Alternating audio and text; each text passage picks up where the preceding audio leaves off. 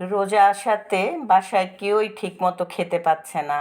আগে যা রান্না করতাম তার চেয়ে অনেক কম রান্না করছি, তারপরেও অনেক খাবার বেঁচে যাচ্ছে, নষ্ট হচ্ছে। তাই ভাবছি আজকে আর কিছুই রান্না করব না, শুধু পাবদা মাছ ভুনা করব টমেটো দিয়ে।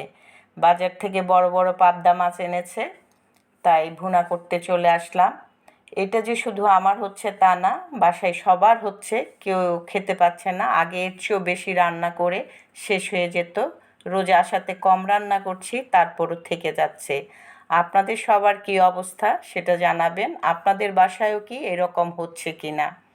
আর এটা হচ্ছে আমার পাবদা মাছের ফাইনাল লুক।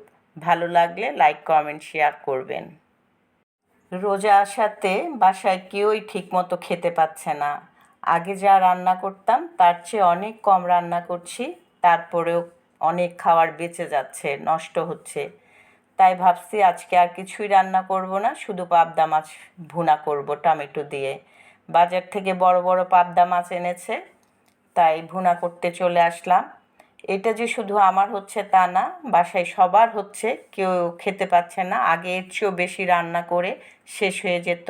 রোজা আসাতে কম রান্না করছি, তারপরও থেকে যাচ্ছে। আপনাদের সবার কী অবস্থা সেটা জানাবেন, আপনাদের বাসায়ও কি এরকম হচ্ছে কি না। আর এটা হচ্ছে আমার পাবদা মাছের ফাইনাল লুক। ভালো লাগলে লাইক কমেন্ট শেয়ার করবেন।